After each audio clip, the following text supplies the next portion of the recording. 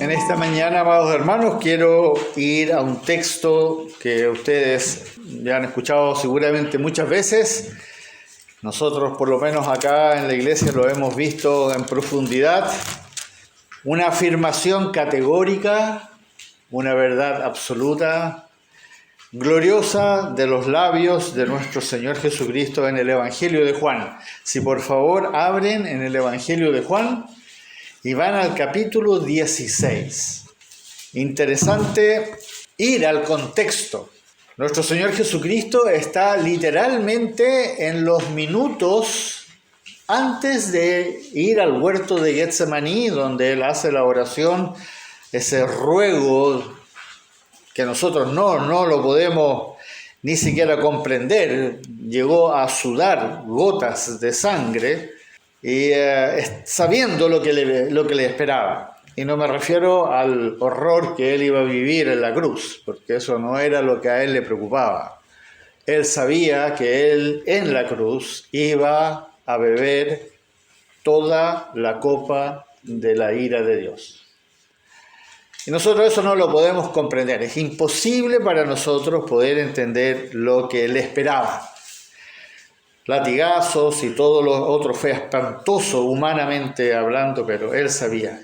Y en ese contexto, pensando que ya le quedaban solamente horas para esa trágica, horrible, espantosa situación que iba a vivir, Él dice estas palabras. Capítulo 16 del Evangelio de Juan. Vamos a leer solamente versículos 13 y 14. Dijo el Señor: pero cuando venga el Espíritu de verdad, Él os guiará a toda la verdad, porque no hablará por su propia cuenta, sino que hablará todo lo que oyere, y os hará saber las cosas que habrán de venir. Escuche bien esta parte. Él me glorificará, porque tomará de lo mío y os lo hará saber. Oremos. Padre Celestial, en esta mañana, acá en tu gloriosa presencia, queremos glorificar a tu Hijo justamente, que merece toda la gloria y toda la honra, porque Él, como lo cantábamos recién, es el único poderoso que está en control de todo, mucho más allá de lo que nosotros comprendemos.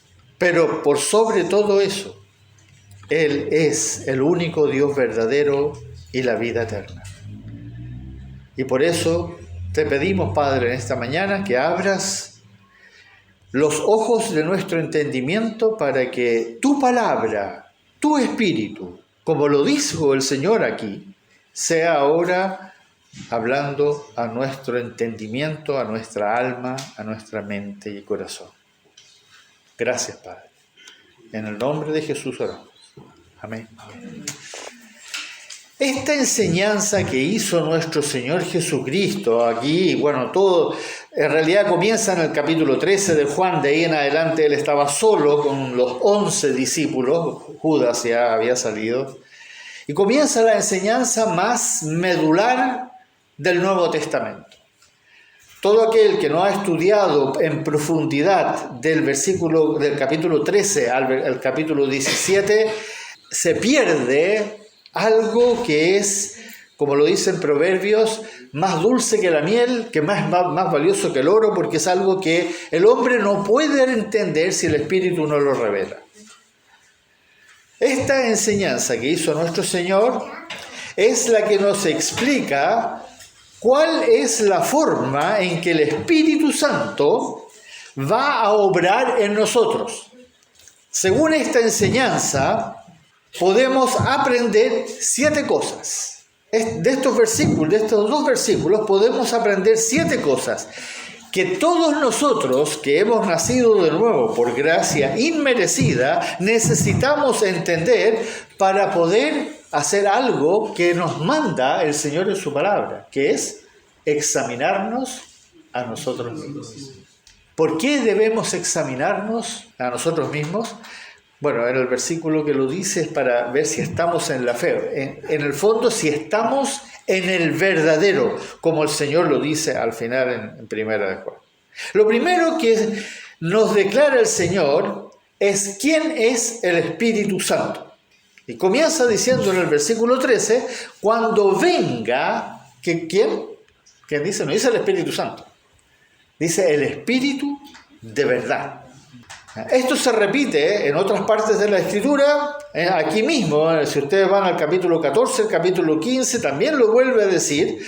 Y en Primera de Juan, capítulo 5, versículo 6, también se nos dice que el Espíritu Santo no solamente es el Espíritu de verdad, sino que ahí dice, es la verdad. Interesante. Si uno pone atención, en el capítulo 5, versículo 6, dice que el Espíritu Santo es la verdad. Esto nos confirma, amados hermanos, en otras palabras, que el Espíritu Santo es Dios, pero también al mismo tiempo nos confirma que el Espíritu Santo es Jesucristo. Porque Jesucristo dijo, yo soy la verdad. Y si el mismo Espíritu dice que es la verdad, entonces podemos concluir sin ningún lugar a duda, porque está escrito, que el Espíritu Santo y Jesús son exactamente lo mismo. Lo mismo que el Señor cuando dijo, el que me ha visto a mí, ¿qué estaba diciendo? Estaba diciendo que Él es Dios. O el Padre y yo somos. ¿No? Es para que entendamos que las Escrituras confirman que el Padre, el Espíritu, el Hijo, el Espíritu, el Padre, da lo mismo. Es uno. Esto entonces, tal como lo dice también en Gálatas capítulo 4, versículo 6, dice entonces también que el Espíritu de su Hijo, habla del Espíritu del Hijo. Bueno, en Filipenses 1:19 dice que el Espíritu de Jesucristo. En Primera de Pedro va a hablar del Espíritu de Cristo.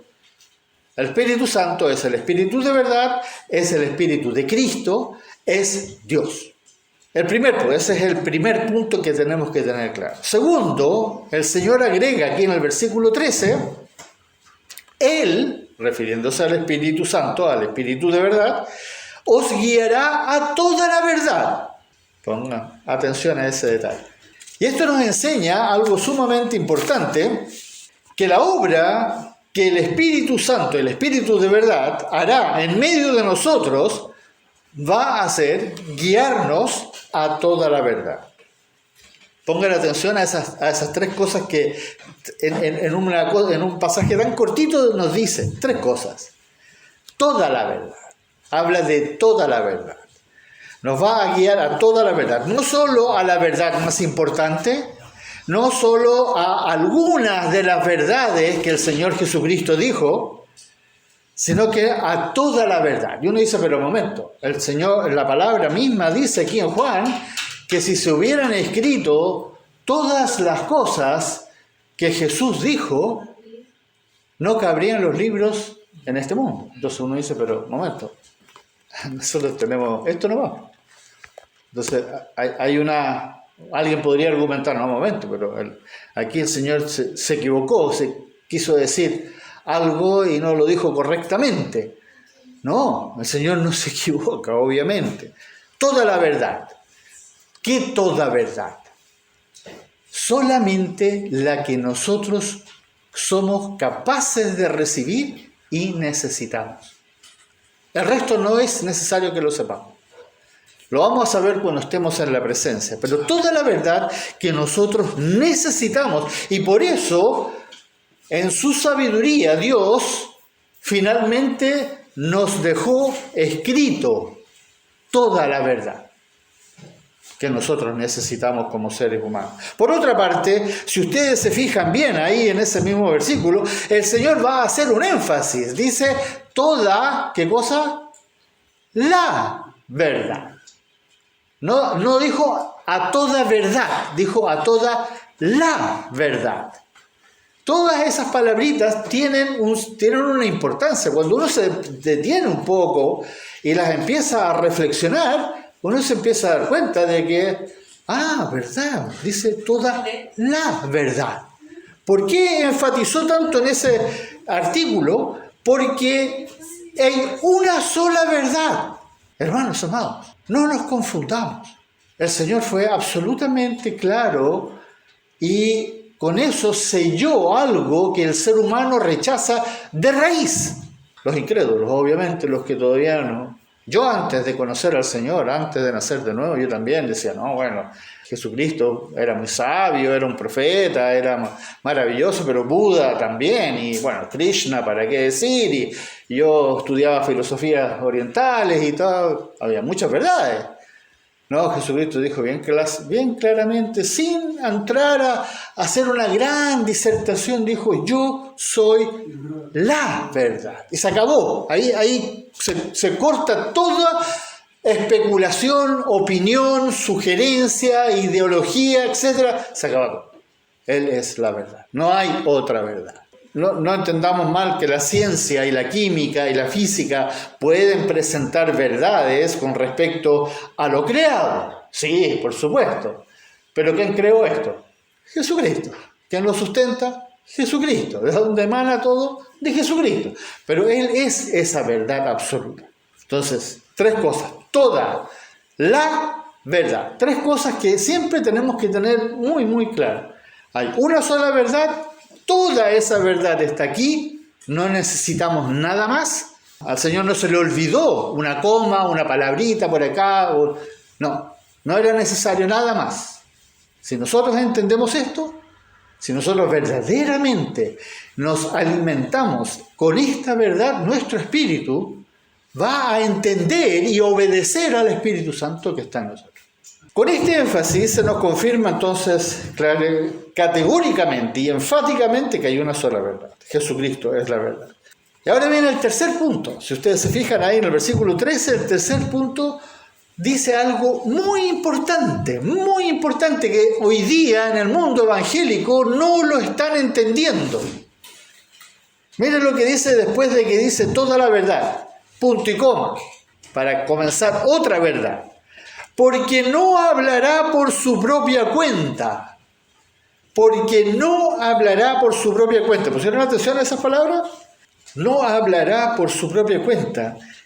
¿Qué está afirmando el Señor con estas palabras? Que nada de lo que el Espíritu Santo hable a nuestra alma será algo que proceda de su propia cuenta, de sí mismo. Ustedes dirán, pero momento.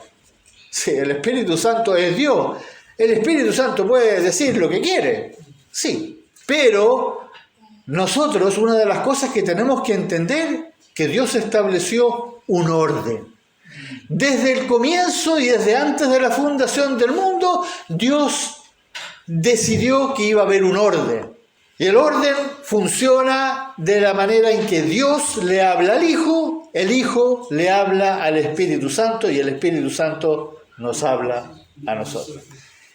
El Padre no te va a hablar a ti. Jesús no te va a hablar a ti directamente. Lo va a hacer en ese orden.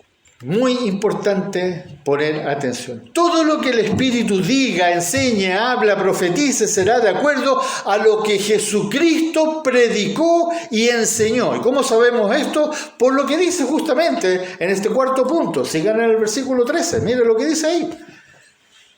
Sino que hablará todo lo que oyere. Hablará todo lo que oyere. ¿Quién hablará todo lo que oyere? El Espíritu de verdad que el Señor está declarando acá en este versículo. ¿Significa que el Espíritu Santo puede oír? ¿Puede oír como lo hacemos nosotros? Obviamente no. El Espíritu de verdad es Dios. Y Dios no se va a oír a sí mismo. Sin embargo, para que podamos entender el orden de Dios, así como Jesús lo dijo, Jesús mismo dijo, si ustedes van al capítulo 12, versículo 49, el Señor ahí dice, porque yo no he hablado por mi propia cuenta, el Señor Jesucristo hablando. Yo no he hablado por mi propia cuenta. El Padre que me envió, Él me dio mandamiento de lo que he de decir y de lo que he de hablar. ¡Wow! Pero si Jesucristo es Dios, podía hablar lo que Él quería. No, hermano. Nosotros el problema nuestro es entender este orden. queremos hablar por nuestra propia cuenta. ¿Y qué decíamos justamente ahí en Proverbios? No te apoyes en tu propia prudencia y no seas sabio en tu propia opinión. Justamente, ¿entienden cómo se relaciona toda la palabra? Si Jesucristo nos dijo una sola palabra que no viniese del Padre, que no le fuese dada del Padre, ¿con qué ropa nos paramos nosotros a decir esto, lo otro, que aquí, que allá? Pero es que así somos nosotros. Ese es nuestro grave problema. Orgullosos, soberbios, prepotentes, etcétera, etcétera. El Hijo oye al Padre, el Espíritu Santo oye al Hijo, y nosotros debiésemos oír ¿a quién? Al Espíritu Santo. Debiésemos. Ahora Jesucristo ha enviado al Espíritu Santo a morar en nuestros corazones, y éste nos hablará, entre comillas, no audiblemente, porque ese es otro cuento que hemos inventado como seres humanos. El Espíritu Santo me habló y escuché la voz. Ninguno de los apóstoles dijo alguna vez que escuchó al Espíritu Santo audiblemente. Sí, dijeron que el Espíritu les dijo que lo que tenían, pero lo dijo obviamente a través de la palabra que está en nuestro corazón y que el Señor va a manifestar claramente. Ahí viene el quinto punto. Seguimos en el versículo 13. ¿Y qué va a hacer el Espíritu Santo? Que va a hablar solo lo que oyere y nos hará saber las cosas que habrán de venir. Quinto punto. El Espíritu Santo hablará todo lo que oyere, lo pasado, lo presente y lo que habrá de venir. Para entender esta verdad que nos declara nuestro Señor Jesucristo, tenemos que entender que por medio del Espíritu Santo se nos dejaron escritas las cosas que tenemos en la Biblia. En el Nuevo Testamento sobre todo. Todo lo demás también fue escrito por el Espíritu Santo, inspirando a los distintos autores. Pero entendamos el Nuevo Testamento. Por lo tanto, todas las profecías que están en el Nuevo Testamento, especialmente las que están en Apocalipsis, nos van a ser o nos fueron reveladas por el Espíritu de Cristo. Muchas de estas profecías, cuando las leyeron los primeros cristianos, no las entendieron. Obvio, porque no era para ese momento. El Espíritu Santo va revelando a medida que van pasando los tiempos. Y escudriñaron, y si uno lee a través de la historia a aquellos hombres que fueron usados por Dios, ellos fueron diciendo muchas veces que habían cosas que ellos pensaban que era esto, que pensaban que era lo otro, y a medida que vamos leyendo nos vamos dando cuenta de que hay ciertas cosas que fueron cambiando en la interpretación, porque las cosas fueron cambiando, el contexto fue cambiando. ¿Alguien se podría haber imaginado alguna vez que iba a haber luz eléctrica? ¿Que iba a haber agua potable? ¿Que iba a haber vehículos transitando? ¿O que íbamos a tener un celular que nos iba a conectar en todo el mundo? No se lo podían ni siquiera remotamente imaginar. Hoy día ya con toda la tecnología ya más o menos nos podemos imaginar algo de lo que va a haber en el futuro, pero les aseguro que nosotros nos vamos a sorprender en los siguientes 6 meses de lo que va a pasar en el mundo con tecnología que en este momento ni siquiera sospechamos. Por lo tanto, entonces, estas profecías no se pudieron entender. ¿Cuál es el mejor ejemplo de esto? Para que tengamos un ejemplo, para que ustedes entiendan. Cuando fue escrito el Evangelio de Lucas, que fue escrito a fines de los años 50, 58, 59, algunos dicen 60, algunos dicen 61, pero más o menos en esa fecha, a fines del 50, principios del 60, dice en el Evangelio de Lucas, en el capítulo 21, el Señor profetiza sobre la destrucción de Jerusalén. Le dice a sus apóstoles, miraban el templo y maravillados, y el Señor les dice, ¿saben qué? No va a quedar piedra sobre piedra. Traten de, uno dice, pero el Señor estaba exagerando, era una forma figurativa de decir que va a ser destruido. No, hermanos, sucedió. Imagínense, el Evangelio fue escrito en ese año, aproximadamente, digamos, el 60.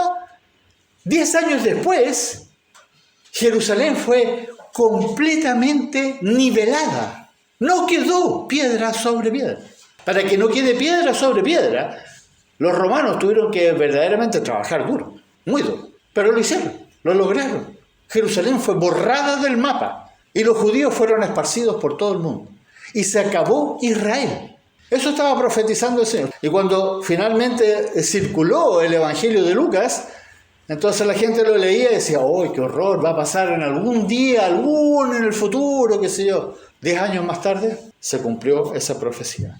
Pero si ustedes pusieron atención, después de esta introducción que hace el Señor de esta verdad tremenda, ahora el Señor como que cambia completamente el tema. Y miren lo que comienza y dice en el versículo 14. Aquí viene una verdad que tiene dimensiones nuevamente que nosotros no estamos poniendo atención.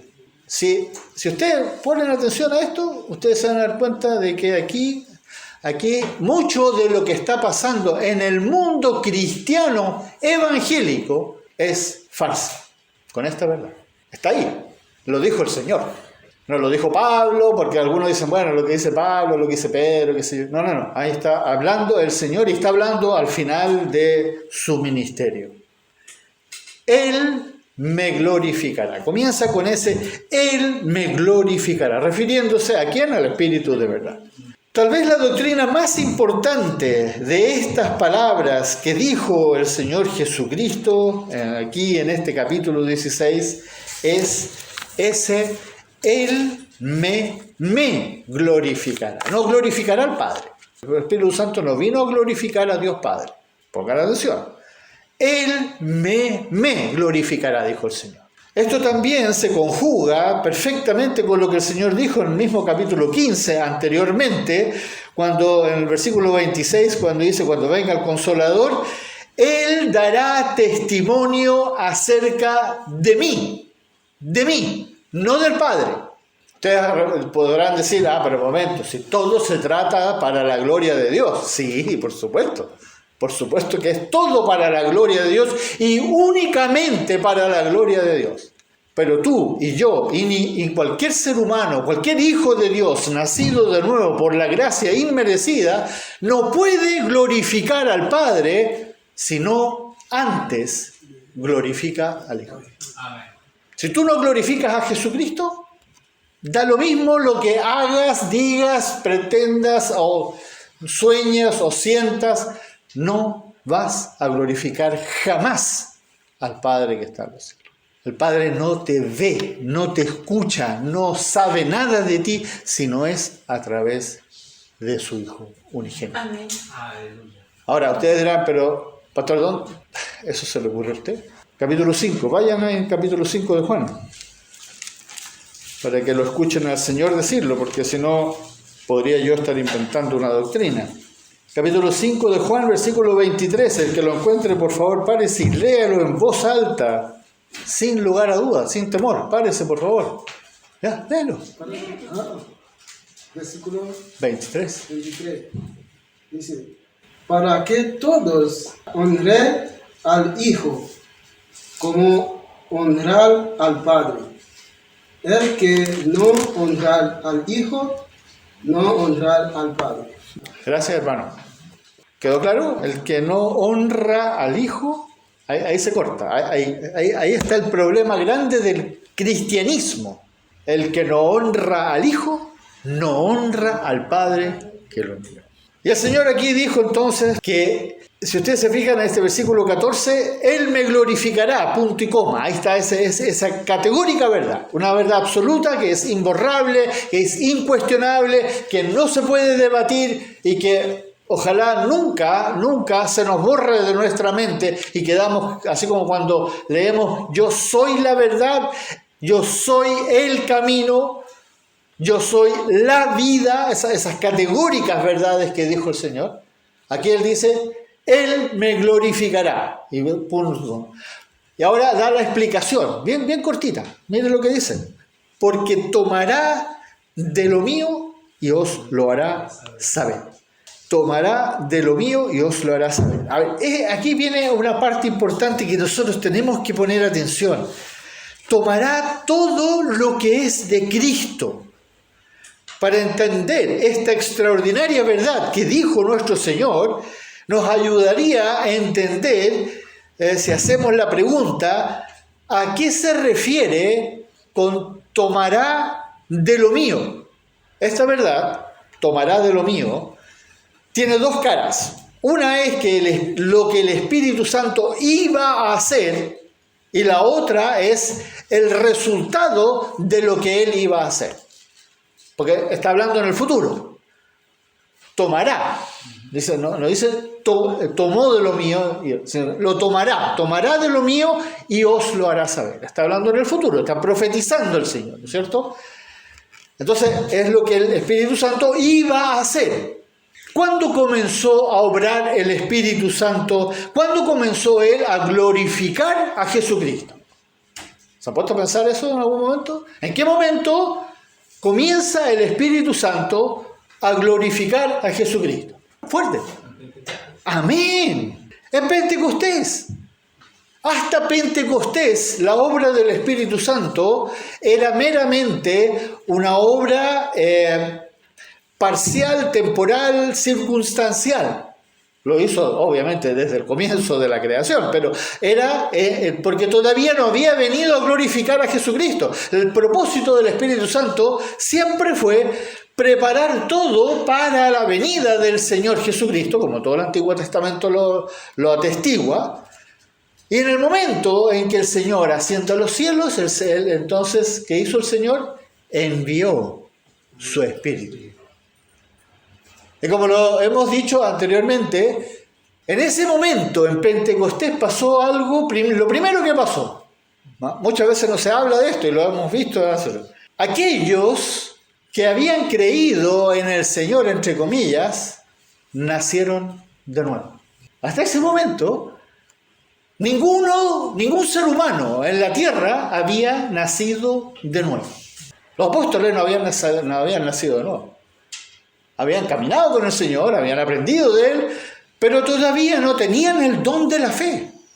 Y en ese momento, ¿qué pasó? Literalmente tembló. Hubo un rugir, porque vino el Espíritu Santo sobre los primeros cristianos. Estos 120 que estaban en el aposento alto esperando que sucediera algo que ellos mismos no sabían qué es lo que era. Nacieron de nuevo. El Pentecostés.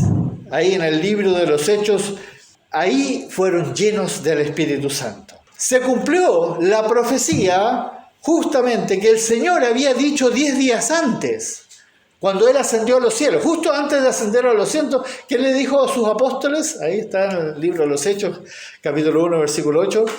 Y recibiréis poder cuando haya venido sobre vosotros el Espíritu Santo. ¿Poder para qué? Porque dice, recibimos poder. Sí, tú y yo recibimos poder. Para una sola cosa, me seréis testigos. No para que habléis en lenguas, para que sanen a la gente. Recibiréis poder. ¿Y qué pasó en Pentecostés? Cuando el Espíritu vino sobre ellos y nacieron de nuevo, ¿qué fue lo primero que hicieron? Salieron y predicaron a Jesucristo. Lo primero que hizo el Espíritu Santo, dio poder a los apóstoles para predicar a Jesucristo.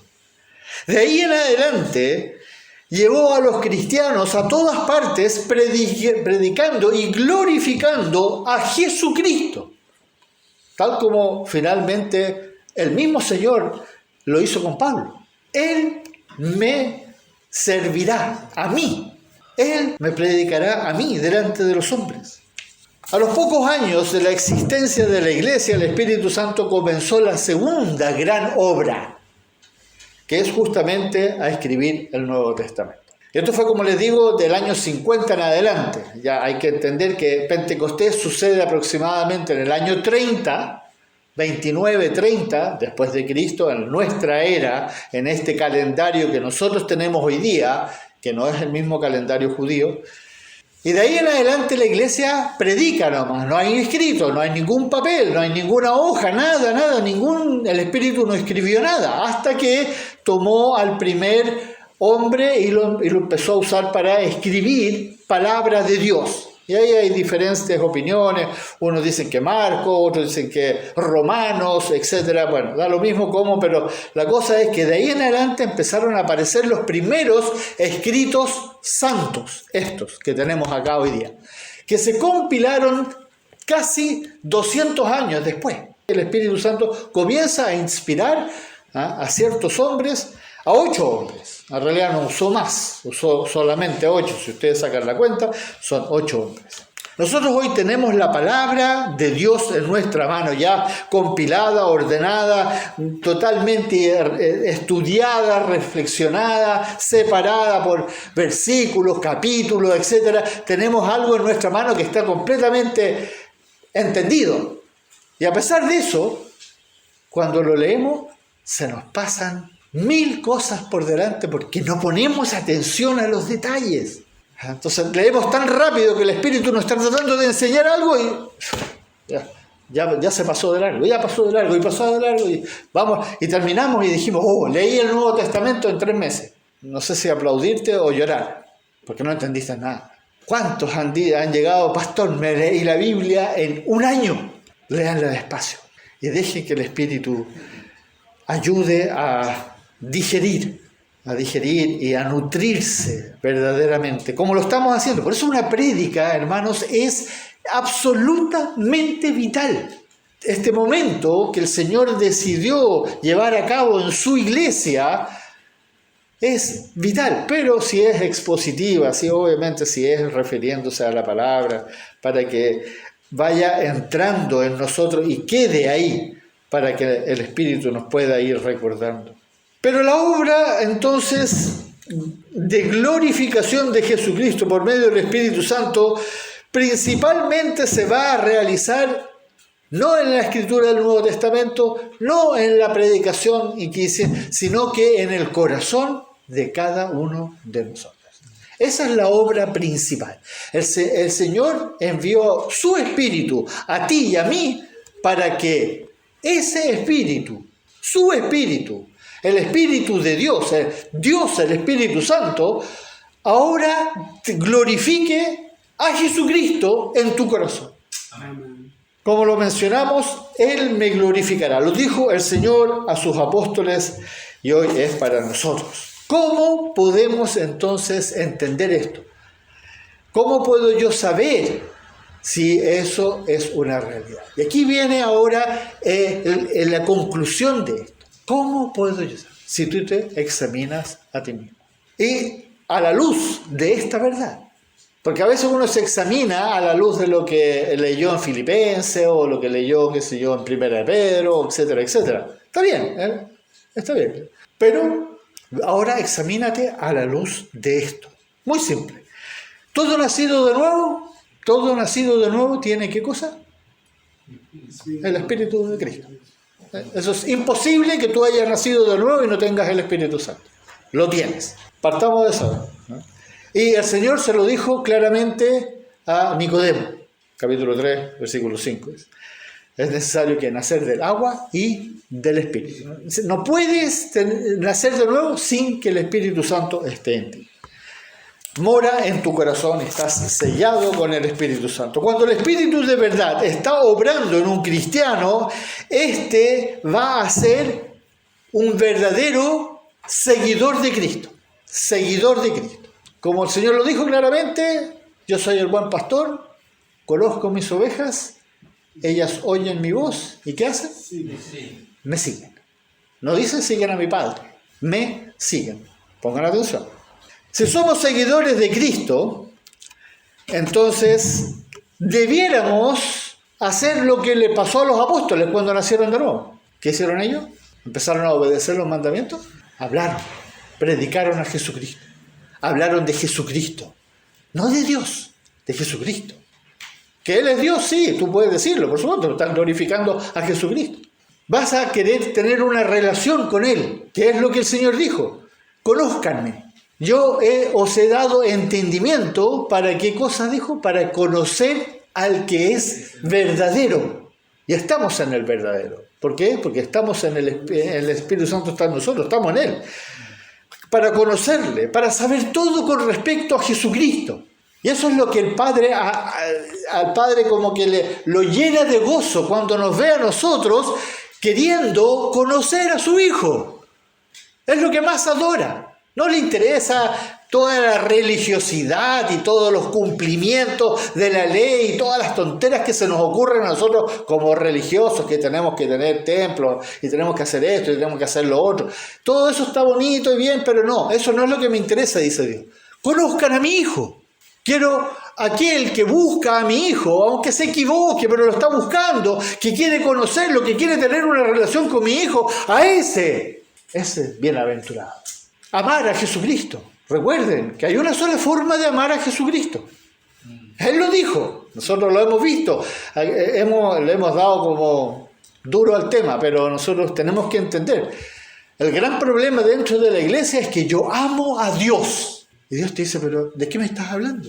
Si yo no quiero que me ames a mí, ámalo a Él. Si tú no amas a mi Hijo, lo acabamos de leer, no te veo, no sé nada de ti.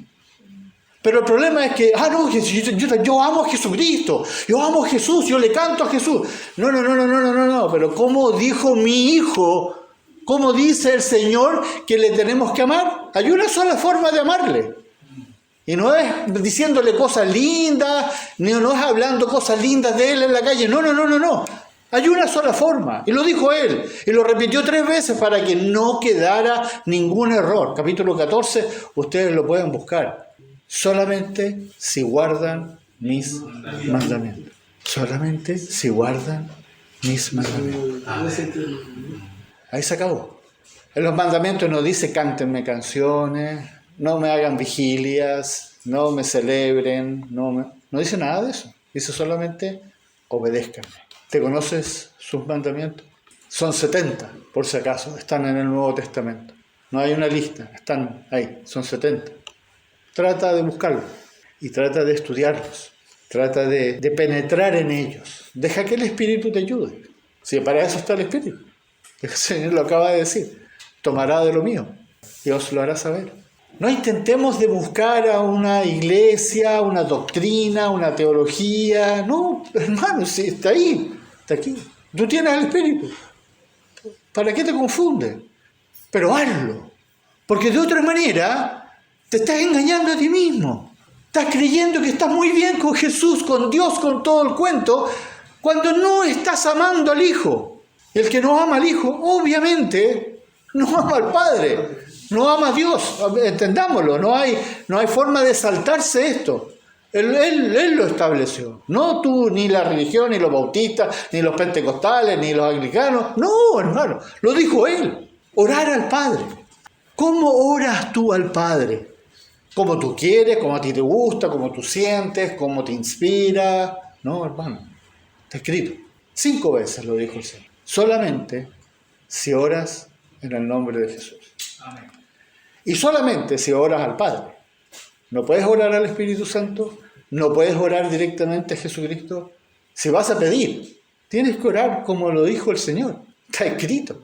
El Evangelio de Juan, tú tienes que buscarlo. Primera de Juan, tienes que buscarlo.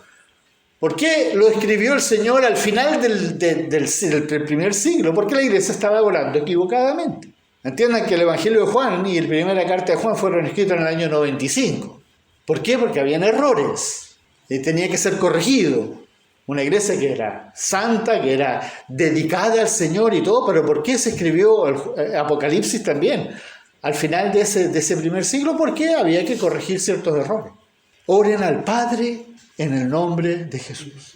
¿Puedo yo orar a Jesucristo? Sí, una oración de glorificación, de agradecimiento, de reconocimiento por todo lo que Él es. Por supuesto que sí. Pero si vas a pedir, tienes que pedir como lo enseña el Señor. ¿Por qué lo vas a hacer como tú quieres? Si el Señor te lo dejó escrito. Dice en alguna parte, oren al Espíritu Santo. No, oren en el Espíritu. Muy distinto. Pero dirigiéndose al Padre en el nombre de Jesús. Lo haces de otra manera y créeme que la oración rebotó en el techo y volvió. Fue una pérdida de tiempo. Trata de pensarlo de esa manera. El Padre no es el Señor. El Padre es Dios. Sí. A Él yo me dirijo. Mi Dios, mi Padre que estás en los cielos. pero yo no me dirijo al Señor en la oración de petición, de ruego, de súplica. No escuchan a Pablo orar, no escuchan a Pedro orar así. ¿Por qué nosotros tenemos que cambiar las cosas?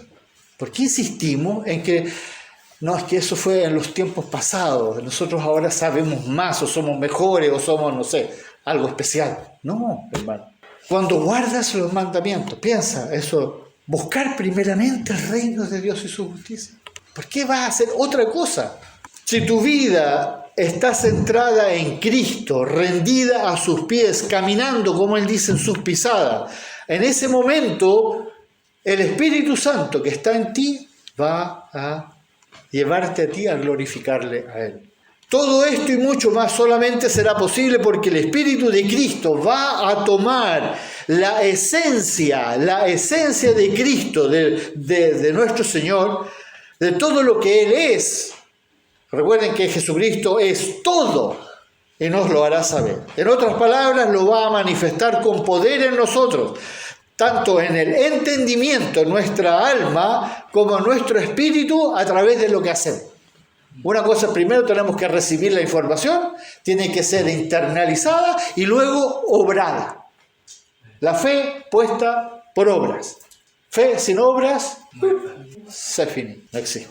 Pero no nos engañemos, amados, por favor no nos engañemos. El Espíritu solo glorificará al Señor Jesucristo en aquellos que se niegan a sí mismos, que toman cada día su cruz, en aquellos, como dije anteriormente, presentan sus cuerpos en sacrificio vivo, santo, en los que buscan primeramente el reino de Dios y su justicia. Los demás nacidos de nuevo, y que hay millones en el mundo, nacidos de nuevo. No estoy hablando de falsos evangélicos o cristianos errados, no. Estoy hablando de los cristianos nacidos de nuevo. Hay millones en el mundo que no hacen lo que es agradable a Dios. ¿Y qué es agradable a Dios? Todo lo que el Señor nos manda en su palabra. No lo hacen. Que solo están marcando el paso, cumpliendo con lo religioso.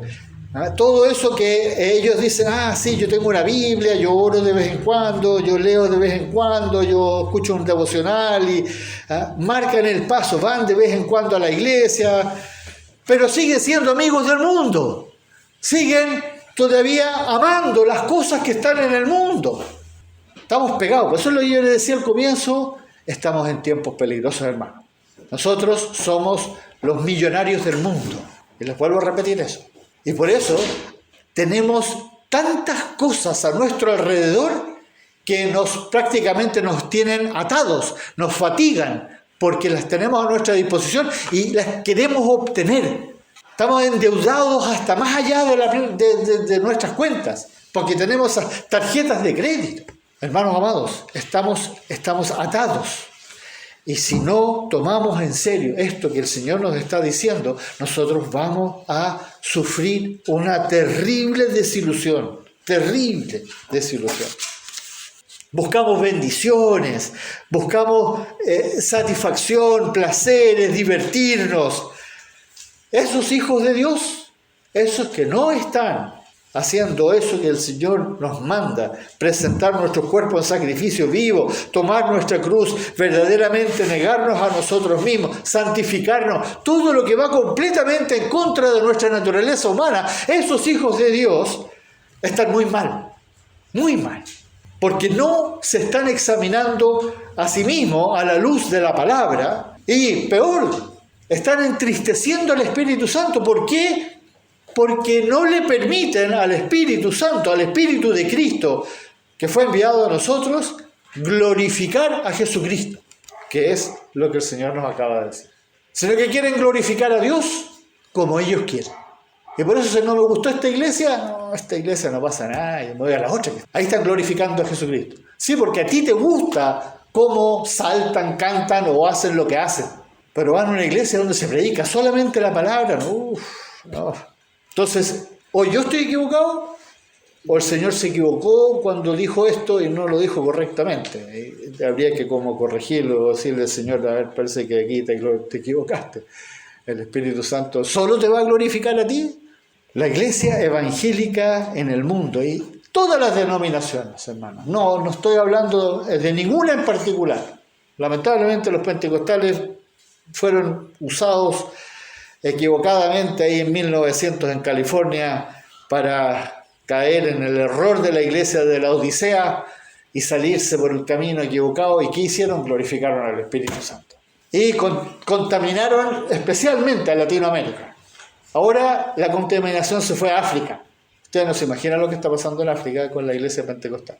Y el problema grande es que no dejaron que el Espíritu glorifique a Jesucristo, sino que se saltaron a Jesucristo y quieren glorificar al Espíritu Santo. Y nosotros caemos muy fácilmente en el error de creer que si yo siento algo, entonces estoy en la iglesia correcta, porque sentí algo, vibré. Y hermanos, no vas a vibrar. Con el Señor tú no vas a vibrar. No vas a ver luces, no vas a sentir calor, no vas a flotar en el aire. No, al contrario, vas a sufrir. ¿Por qué? Porque te tienes que negar a ti mismo. Amén. ¿Quién puede en su sano juicio pensar que si se niega a sí mismo, la va a pasar bien? Por favor, es absurdo. Pregúntenle a Pablo. ¿Por qué el Espíritu Santo le permitió a Pablo dar testimonio de sí mismo? El único apóstol que da testimonio de sí mismo.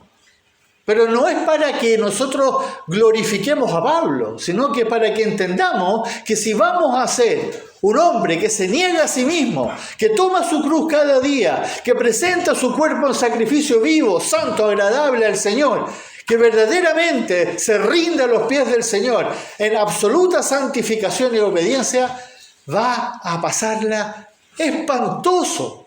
No hubo nadie en el Nuevo Testamento que lo pasara tan mal como lo pasó ese hombre. Pero él llegó a la máxima, esas palabras preciosas cuando él dice, ya no vivo yo, mas vive Cristo en mí. Para mí eso es como mi aspiración. Algún día yo logre verdaderamente no sentir eso, sino que saber que he llegado a ese punto. Que ya no vivo yo, sino que Cristo vive en mí. Amado Padre Celestial, rogamos, oh Dios amado, en el nombre de tu amado Hijo Jesucristo, que estas palabras que hemos escuchado, que tú dijiste, que están escritas acá para que nosotros nos examinemos a nosotros mismos, verdaderamente calen profundo en nuestro entendimiento, en nuestra alma, para que vayamos haciendo los ajustes necesarios para que verdaderamente glorifiquemos a tu Hijo Jesucristo. En su nombre oramos. Amén.